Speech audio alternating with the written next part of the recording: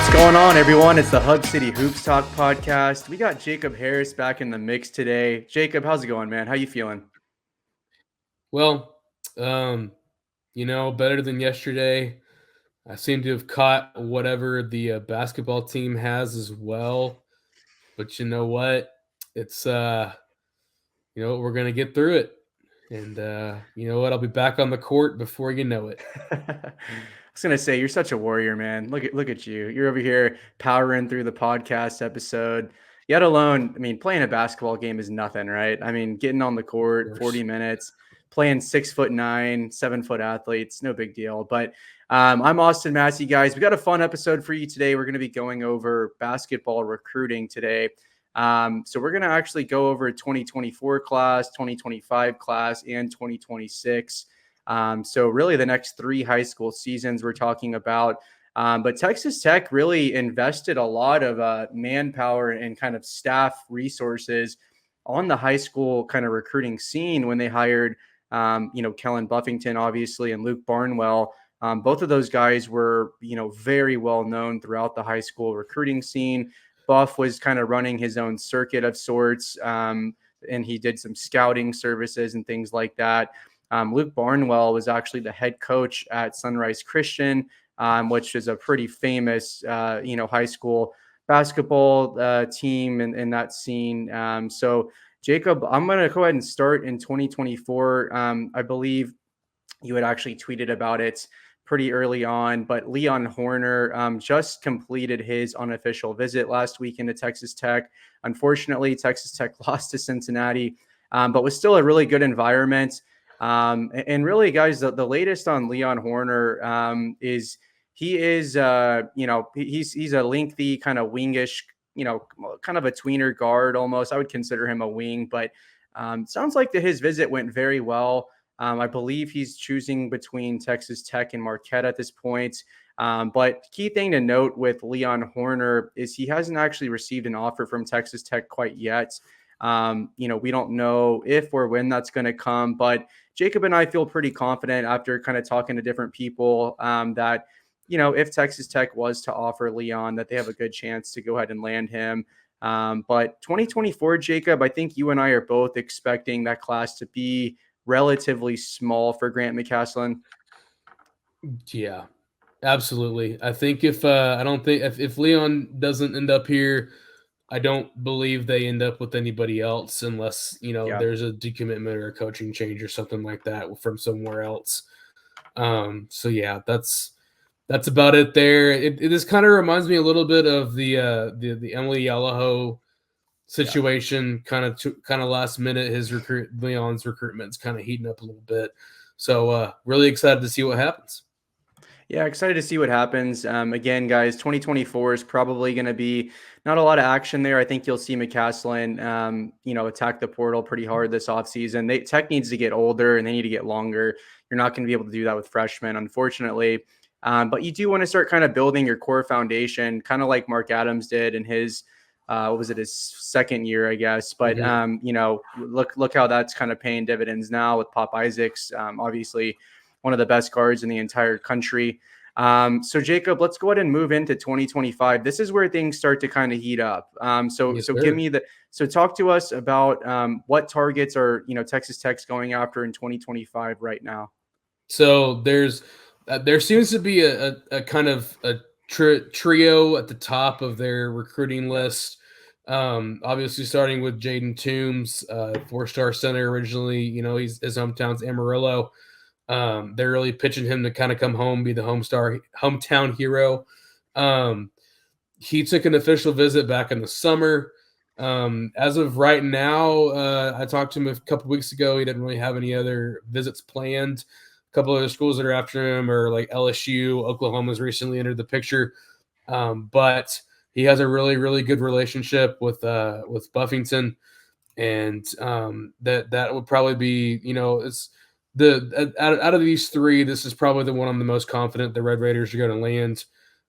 Moving on, the other 2 that we're going to talk about kind of are Shelton Henderson. He's another 4-star wing out of the Houston area. He hasn't taken a visit yet, but he plans to at some point. That could be this spring or over the summer. He's a really lengthy, athletic wing.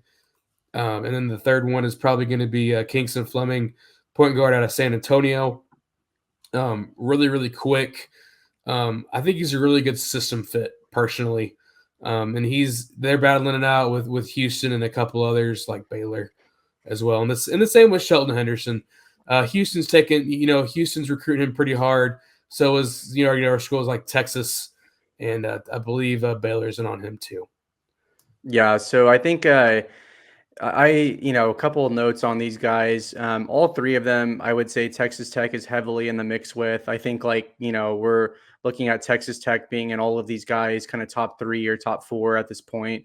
So good traction there. If I had to put in my imaginary crystal ball right now, I probably would put one in for Toombs to Texas Tech. I don't think by any means I've heard it's a done deal or anything like that, but it's just, Agreed.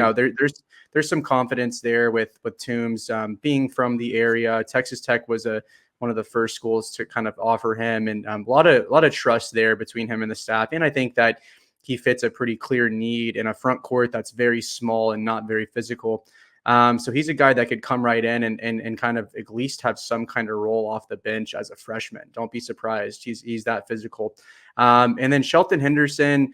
Talked to some people in the Houston kind of AAU scene, and they actually think that Texas Tech has a pretty good chance here for Henderson. According to 247 Sports, the three schools that are warm for Henderson are Houston, Texas, and Texas Tech. I have been told that it doesn't seem it's hard to say these things because the guys from Houston, Houston offered him, I believe, they were one of the first schools to offer him at the Power 5 level. But essentially was told, don't be surprised if he goes outside of Houston for his college pick. So whether that's Texas or Texas Tech, I think he would fit Texas Tech pretty well as too. There's a profile that you can see they're going after with these high school kids, and it's Mhm. physical and it's versatile. So Shelton Absolutely. Henderson, physical, he's a 6'6" wing, very physical for his age. Jaden Toombs, he's a 6'9", 6'10" center, very physical. And same thing with Kingston Flemings. I mean, Kingston's really burst onto the scene. He's listed at 6'3", but he is a do-it-all kind of, I believe, just a true point guard. Yeah. So he's a guy that could come in and maybe be the backfill to Pop Isaacs when he eventually declares for the NBA draft and things like that. But Kingston Flemings is very impressive as well. I think a lot of people in the industry seem to think that Houston, is leading that recruitment right now. I don't know about Texas. I think with they're pouring significant NIL resources into their high school recruiting. So never say never. They were able to land some pretty significant high school recruits already in the Rodney Terry era.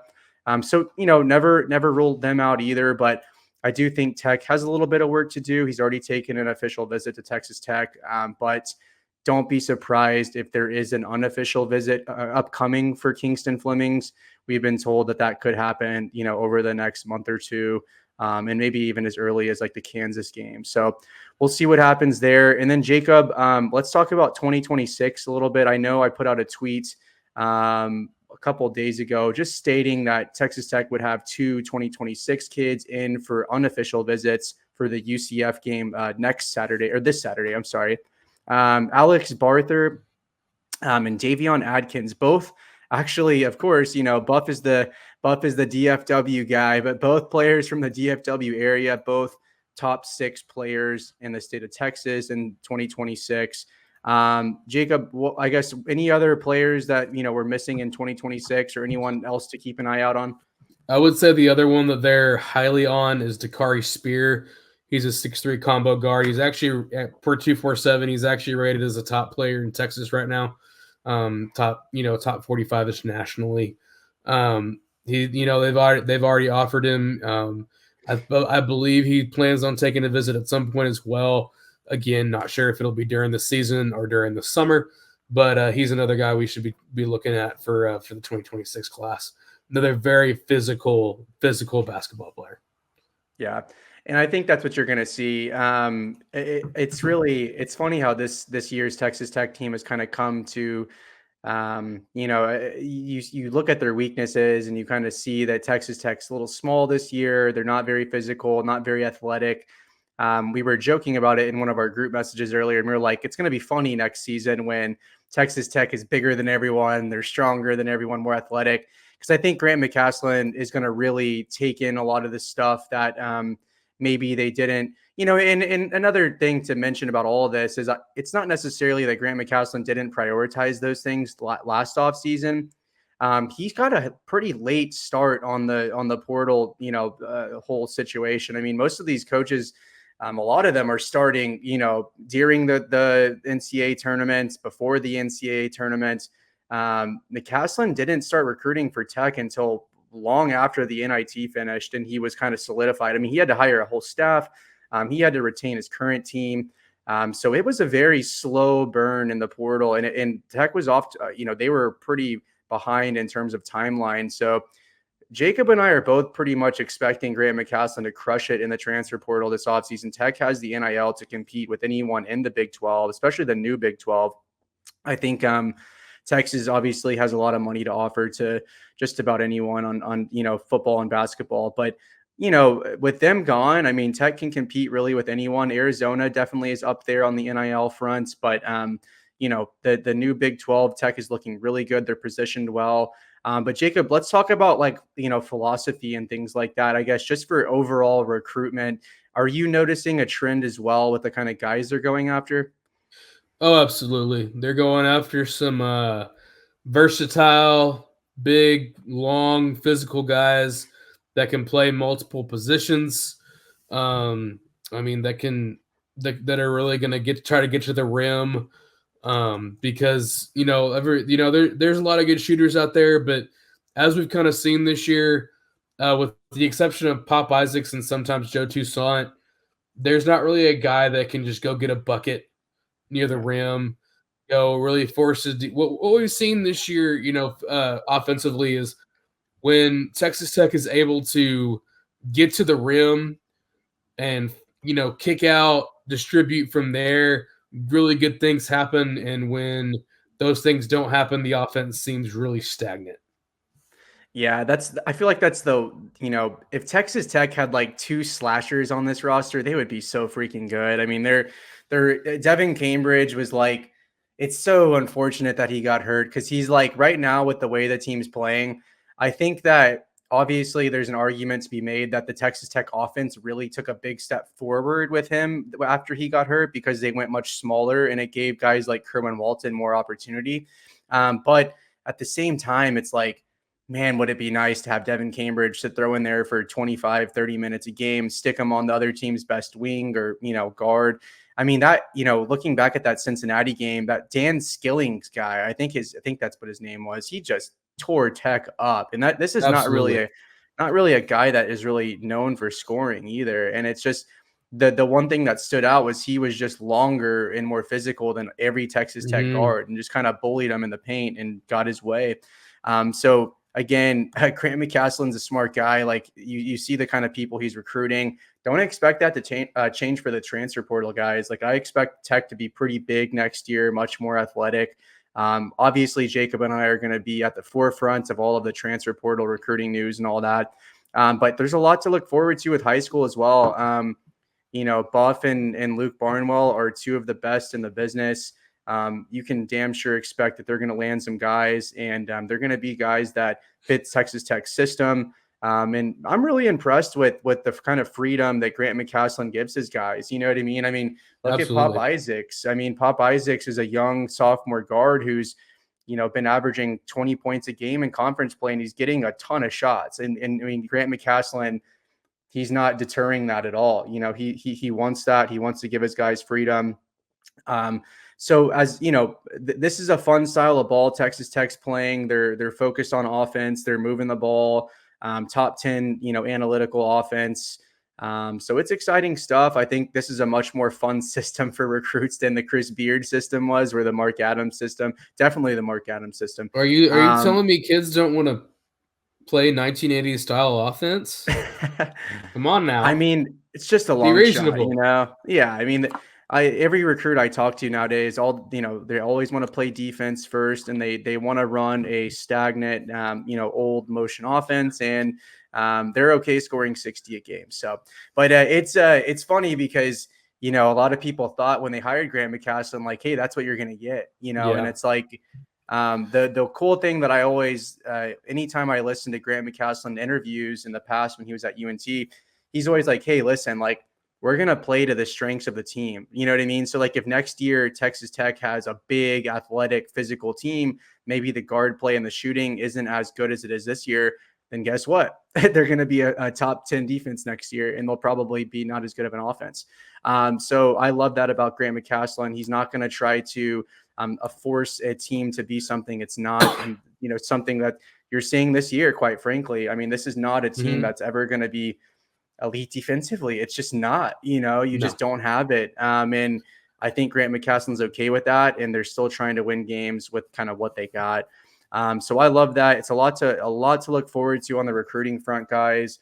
Again, they had a 2024 kid just in this last weekend, Leon Horner, out of Dallas. I have a feeling that Texas Tech may be the new DFW recruiting hub for Buff, but a lot to look forward to. Again, Leon Horner had a great visit. Signs are definitely moving in the right direction for him. Should Texas Tech wish to kind of move in that direction, there's a lot to be mindful of with scholarships and all that different stuff. Coaches can't just be going out and tossing out scholarships, especially for 2024, because there's a lot of different stipulations and all this different red tape when it comes to scholarships and how having scholarships open and things like that. So anyways, fun stuff on the recruiting front, Jacob. Let's go ahead and move into Texas Tech versus Baylor.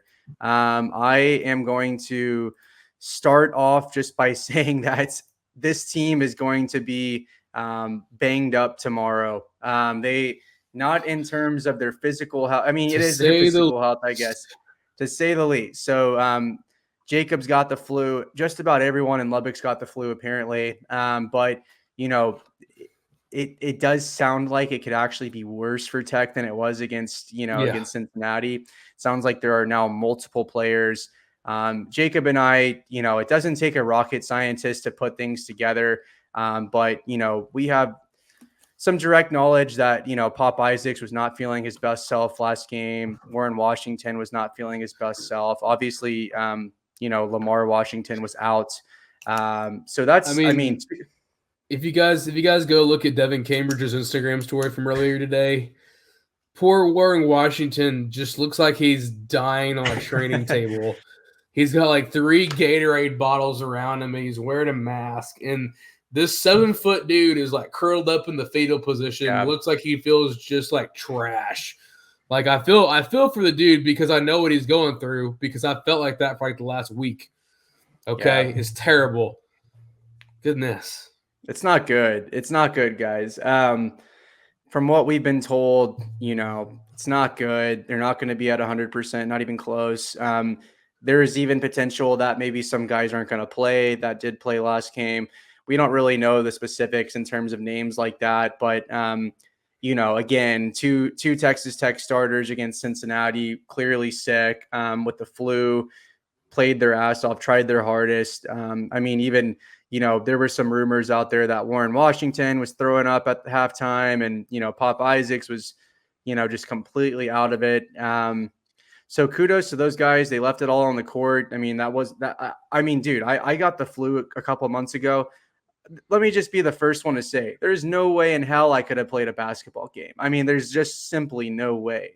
It just sucks the life out of you. Your bones are aching. You're cold and hot. You're not really eating. You don't really feel like drinking water or anything. It's just terrible. You're obviously sick right now. So you kind of, you're going through it right now as well, but guys, it's not fun. But aside from that, we talked about the flu enough. Jacob, obviously Texas Tech has dropped 2 in a row now. They are sliding a little bit. Played 2 teams on the matchup front that I don't think were great for Texas Tech. 2 teams that are different. TCU, obviously hyper athletic, runs in transition a lot. and Cincinnati, probably the longest team in the Big 12, probably the best rebounding team in the Big 12 as well. No doubt. So talk to me about Baylor. I actually happen to think that Tech matches up with Baylor well because of their size, and because of their strengths and weaknesses. But what are your initial thoughts on Baylor? I agree with you on that front. I think Texas Tech matches up really well. They're obviously like efficiency wise, are the fourth best offense in the nation per Bart Torvik. They're the best 3-point shooting team in the country percentage wise.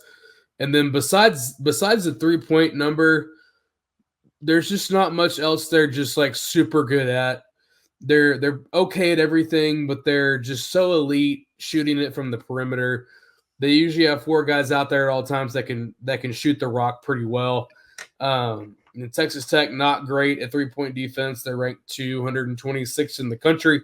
They're giving up about 34.3% 3-point line. They're super perimeter oriented. They got one big. I don't know how to say his first name, but his last name is Misi. He's a freshman. Yeah. Very good. They got, Jacoby Walter, he's averaging about 14 and a half. He's a decent 3-point shooter. He's going to let it fly. Guys like Ray J. Dennis, who's more of a distributor, he's going to let it fly, but he also gets to the rim a lot more.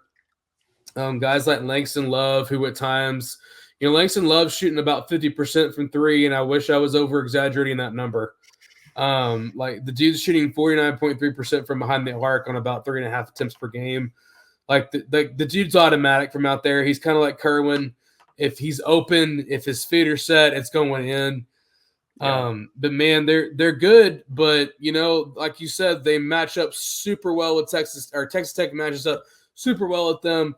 They've only got one big. Tech only has one big. Good guard play all around. I think it's going to be a really competitive game.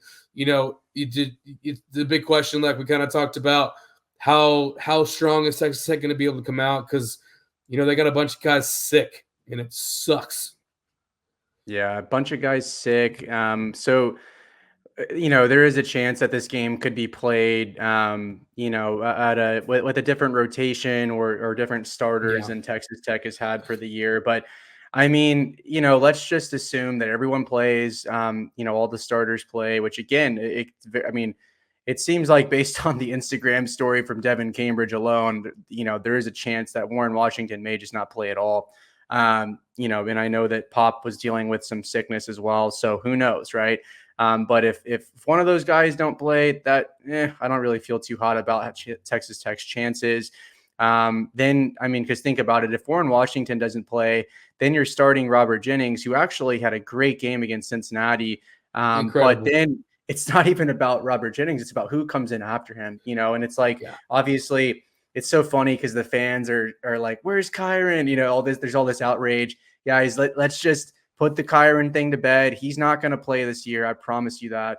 I mean, it was telling yesterday. I thought maybe there was a chance with Warren not coming out at the beginning of halftime. I was like, oh, well, maybe we will see Kyron actually. And then Yalaho came in. So I think that tells you everything you need to know about that situation. Don't anticipate it or expect that, guys. But the reality is, Jacob, if Warren Washington can't go tomorrow, I mean, we're looking at Robert Jennings and Amelia Yalaho, who's barely played a couple possessions of Big 12 ball, true freshman. That's your kind of your starting, five in your five depth. woof. Yeah. That is not great. Not great, Bob. Not great. Not great. And but I mean, again, let's just assume everyone plays. The reason I like the matchup is because Baylor does play a pretty small lineup, similarly to Texas Tech. Yet Missy is very good. I think Warren Washington can handle him. But again, is Warren Washington going to play? I don't know. He is a very talented freshman. Jacoby Walter is he's going to definitely create some problems for Tech because of his burst. He's very athletic. He's not going to he can definitely get to the free throw line and draw contact when attacking the rim, but he's not going to overpower our guys when he's attacking the rim. So that is a good thing. And then obviously they got, I mean, like you said, the best 3-point shooting team in the country. Texas Tech has been one of the best free throw shooting teams in the country as well, especially as of late. Um, this is going to be a game that literally may come down to who shoots the three better. Like, I'm not kidding. I don't foresee either team dominating in the paint over one another. Texas Tech's actually been pretty good about keeping teams out of the paint, which is pretty shocking considering their lack of depth or lack of size and depth in the front court. But I like the matchup if Texas Tech is healthy and everyone's playing right. Obviously, the flu is no joke, guys, especially when it's affecting, a large amount of the team. But matchup wise, there are some. I feel better about Baylor for some different reasons, but it's starting to become pretty evident that Texas Tech is going to struggle with two types of teams that are hyper athletic and then teams that are long. Teams that maybe are both, that's like Texas Tech's worst nightmare. So that's something to keep an eye on. Baylor is not really too much of either, but they're highly talented on offense. Texas Tech's offense, I think this is actually a cool stat, but Texas Tech's offense over the last 10 games is the fourth best offense in the country. And then let's see, Baylor over the last 10 games is the number 12 offense in the country. But overall for the season, they are number 4. So this is genuinely like a top 10-ish kind of offensive battle. And both teams are outside of the top 80 of adjusted defense. So I don't know how much defense is going to get played. It could be a very high scoring game, kind of like that TCU game that we predicted. If everyone's healthy, I wouldn't be shocked if both teams get into the low 80s in this one. But we'll see what happens, guys. Again, they're going to be playing this game in Waco tomorrow night. We're recording this on a Monday. I believe the game's at 8, Jacob. I believe it's actually on ESPN. It is Big Tuesday. Big Tuesday. So hopefully the guys will get their chicken soup in tonight or whatever they need to do, take some vitamins and drink some water, drink some Gatorade. But it's not looking too hot for the guys in red with their kind of health problems with the flu and all that. So keep an eye on it, guys. But again, lots to look forward to with the recruiting classes. Jacob and I are going to be ready to get all over that when it comes to the portal. We'll also keep you guys posted with Leon Horner. You can always follow both of us on Twitter. We try to tweet things out about, recruits and things like that. Yep. See where Jacob's pointing right there. That is his Twitter handle. It's official. Go ahead and give Jacob a follow, by the way. He doesn't have nearly enough followers.